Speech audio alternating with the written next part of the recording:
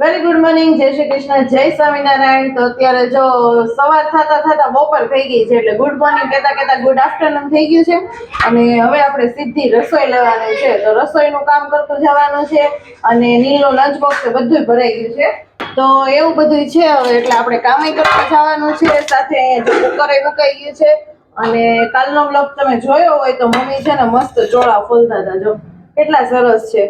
તો એનું શાક આપણે બનાવવાનું છે, મસ્ત ગ્રેવી વાળું. બટાકું કે એવું કાંઈ અંદર નથી નાખવું, એવો વિચાર છે કે ટમેટાની મસ્ત ગ્રેવી કરીએ અને પછી સરસ મજાના ચોળાનું શાક બનાવી દઈએ.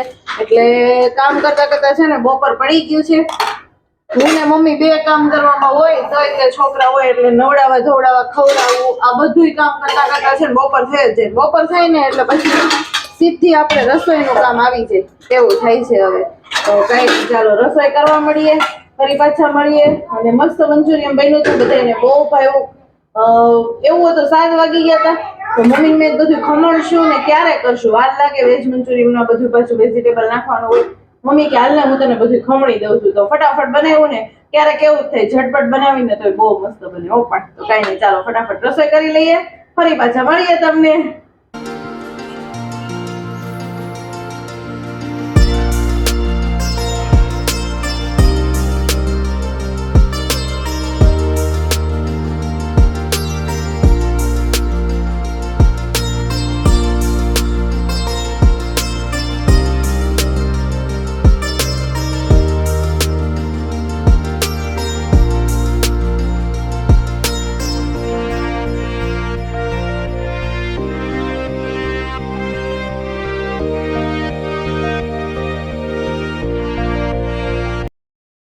તો જો હું રસોઈ બનાવતી હતી તો મેં તમને બતાવ્યું, પણ રસોઈ બની ગઈ પાછું બતાવવું પડશે ને કે શું શું બનાવ્યું એમ. નહીતર વળી એમ થાય ખાલી કુકર ને એવું ખોલ્યું બનાવ્યું હોય છે.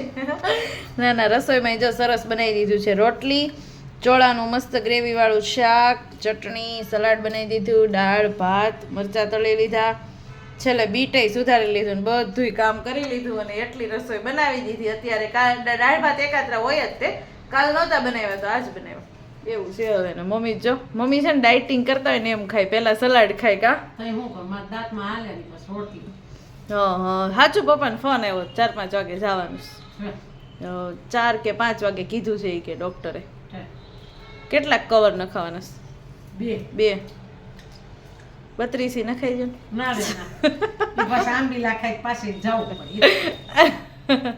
સિંગ ફોલાય કે બાકી રહી છે? હાથ બળવા પડે કા, અંગૂઠા તો એ આમ જો લાલ લાલ, એ તો બીટનો લાલ થઈ ગયો તો ઓલું છે ફરફોલા પડી જાય તો એ રીતસરના.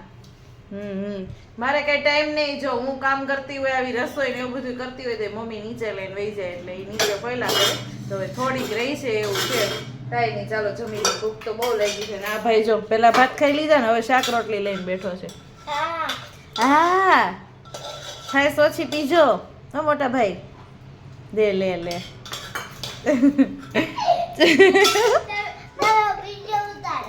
તમે વિડીયો ઉતારો એમ કેશો? ચાલો જમી લઈએ ત્યારે. તો વાગી ગયા છે 1:45 અને કામ કરીને હું ફ્રી થઈ ગઈ છું. સરસ વાસણ સાફ થઈ ગયા, કચરા પતા થઈ ગયા, બધું જ કામ થઈ ગયું છે હવે અત્યારે. અને હવે આપણે થોડું ઘણું એડિટિંગ કરશું ને આજે શનિવાર છે એટલે નહીં લઈ તો થોડોક વહેલો આવી જશે.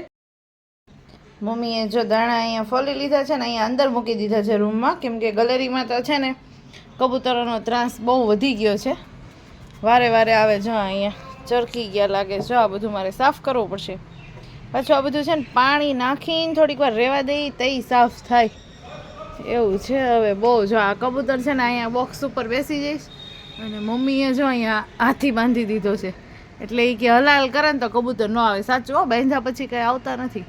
તો જો અહીંયા ટોપલી ઉપર બેસી જાય કે ઓલા ઉપર બેસી જાય. જો એક તો અહીંયા બેઠું, જો દેખાય છે તમને? દેખાય છે ને? એ એટલે બેઠું છે કે એણે બચ્ચા મૂક્યા છે અને અમે ટબમાં રાખ્યા છે એને. હું તમને બતાવું.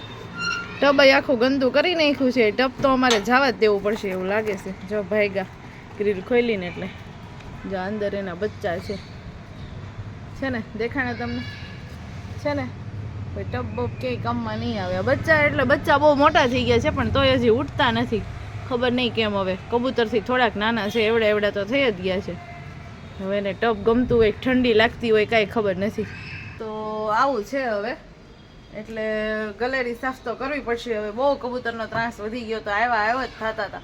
મમ્મી હાથી બાંધ્યો છે, સારું છે, હવે નહીં આવે. કબૂતરના બચ્ચા તો મસ્ત બેસી ગયા છે. કાંઈ નહીં, ચાલો હવે આપણે થોડુંક એડિટિંગ કરી લઈએ, આરામ કરી લઈએ, ફરી પાછા ઉઠીને મળીએ હવે. ગાઈસ જો હું તો ઉઠી ગઈ અને ઉઠીને આવી તે જોયું તો કોઈ હતું નહીં. હવે મમ્મીની જવાના હતા દાઢ ને એવું નખવા, પણ બાળકોને ભેગા થઈ જશે એવી કંઈ ખબર નહોતી.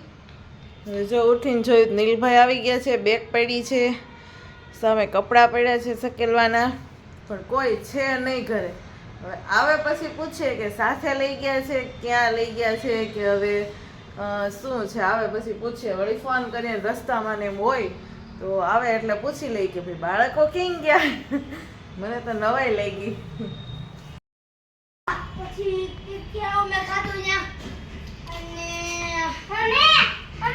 ક્યાં ગયા તા? ચાલુ છે, બધું લીધું. અરે બાપા, આમ તો જો બહુ સરસ લાગશે.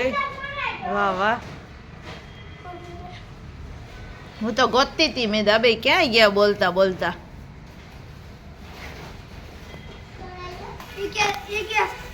મમ્મી કોકો નહીં પીવે. હા એમ કહેતા હતા, મમ્મી તો બધુંય પીવે હો. મારી હાટું લાવ્યા. અરે વાહ, અત્યારે જ પી જવાનું છે. જા ભાઈ લો, ખોલ દે.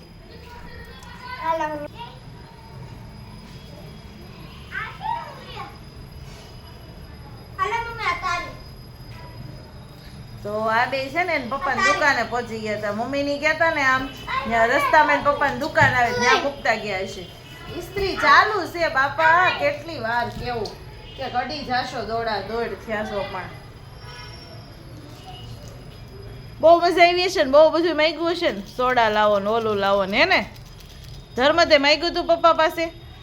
હા, હું જો ઇસ્ત્રી કરવા બેસી ગઈ છું અને આ બે આવ્યા હવે જો દુકાનેથી. શું કીધું મમ્મી તમને? આંબીલા નહીં ખાવા. તમને એ પહેલાય કીધું તું કે આંબલિયા નહીં ખાતા એમ. તમે પણ હારતા જ નથી.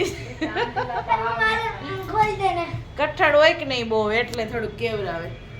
આંબલિયા કઠણ હોય ને એટલે તમારે એવું લાગે તો આમ ઓલા દસ્તેથી ભાંગી પલાળી ખાઈ જાય. એટલે જેમ કે મહિનો પલાળવી તોય ન ગળે. આંબલિયા ગળે કોઈ દી નહીં.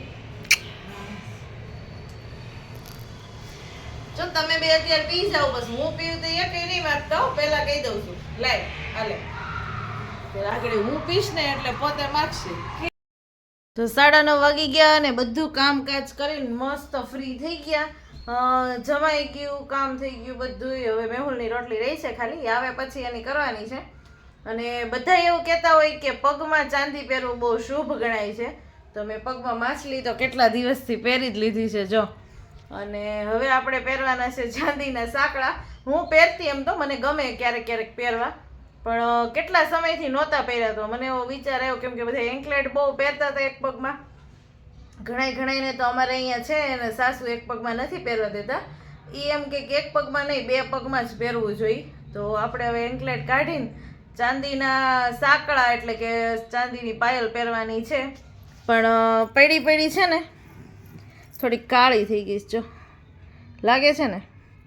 ચાલો એને છે ને કંઈક ઉજળી થાય, ધોળી થાય એના માટે કંઈક કરીએ. હવે જોઈએ શું કરીએ છીએ.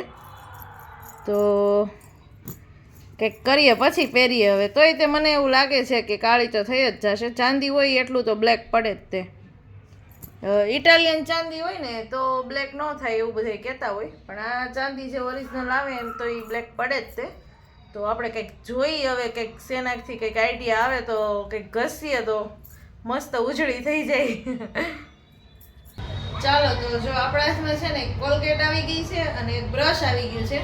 કેમ કે ઘણા ખરા મેં સાંભળ્યું છે કોલગેટથી બહુ મસ્ત ચમકી જાય. તો આપણે જોઈ કોલગેટનો કમાલ કેવો થાય છે. મારી પાસે વધારાનો બ્રશ હતો, એમાંય તે કોલગેટ લખેલું છે જો છે ને. ચાલો એ લઈ લઈએ બે હવે અને બેયનું કોમ્બિનેશન કરવી અને જોઈ કે થાય છે કે નહીં એમ.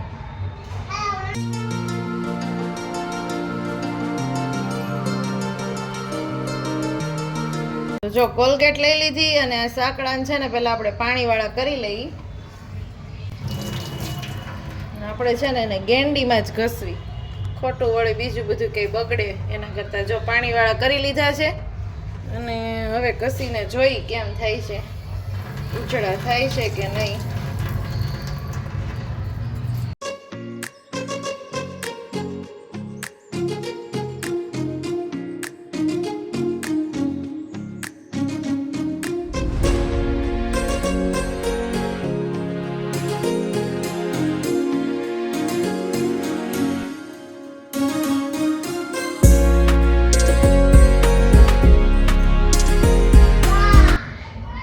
સાંકળા છે ને મસ્ત ઘસાઈ ગયા છે અને ચાંદી ચમકી ઉઠ્યું છે. હું તમને બતાવું હમણાં, કેમ કે કોટનના કપડાથી આપણે સાફ કરી લઈ અને મસ્ત ચાંદી ચમક્યું છે. જોઈ હવે એમાંથી નહીં બેટા.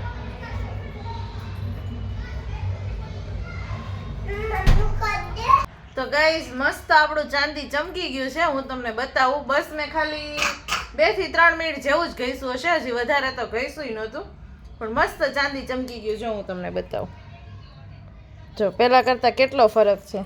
જો અહીંયા રાખું ને તો આ કલરમાં તમને દેખાય, સલવાઈ ગયા સાંકળા. જો છે ને પહેલા કરતાં ઘણો આમ ઉજળા થઈ ગયા છે. જો હાથમાં રાખીને બતાવું, પહેલાં હતા ને એના કરતાં ઘણોય ફરક છે. હવે વિડીયોમાં દેખાતું હોય કે નહીં ખબર નહીં, પણ આમ રિયલમાં તો ખરેખર ઘણોય ફરક છે.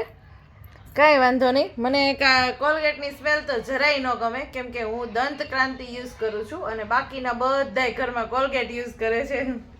કાંઈ વાંધો નહીં, પણ આ આપણો આઈડિયા છે ને એ ભારતમાંથી બહાર ન જવો જોઈએ. કોલગેટથી ચાંદી ચમકે નહીં. કોલગેટનો જે પાવડર આવે ને એનાથી સરસ ચમકી છે, એનાથી તાનાથી વધારે સરસ ચમકે. પણ પાવડર તો મોસ્ટ ઓફલી કોઈ યુઝ ન કરતું હોય, આવું ટૂથપેસ્ટ જ યુઝ કરે, એટલે એનાથી હવે કર્યું છે. કંઈ નહીં, ચાલો આપણે પહેરી લઈ. તમે બધાય ન પહેરતા હોય તો પહેરજો. ઘણા એવું કહેતા હોય કે ચાંદી પગમાં પહેરવાથી શરીરમાંય સારું રહે અને ચાંદી સારું પગમાં, એમ સોનું પગમાં ન પહેરી શકીએ કેમ કે એ પવિત્ર ગણીએ આપણે, એટલે ચાંદી સારું જ કહેવાય. તો પગમાં બધાય પહેરવાનું કહેતા હોય, માછલી ને એટલે પગની જે કવડી આવે એ મોટી આંગળીમાં પહેરવાની. તો મેં એ હમણાં પહેરી છે, નહીંતર છે ને 10 વર્ષ મેરેજને મારે થશે હમણાં, પણ મને એમ લાગતું હતું કે મને નહીં ફાવે, પણ મેં સેજ ઢીલી રાખીને પહેરી તો લીધી. તો કાંઈ નહીં, ચાલો હવે સાંકળાએ આપણે પહેરી લઈએ પગમાં. અને 9:45 જેવું થઈ ગયું છે, થોડુંક વોકિંગ કરી આવીએ. તો બધાને ગુડ નાઇટ, જય શ્રી કૃષ્ણ. મળીએ કાલે ફરીથી નવા વ્લોગમાં. ત્યાં સુધી બાય બાય, ટાટા, આવજો.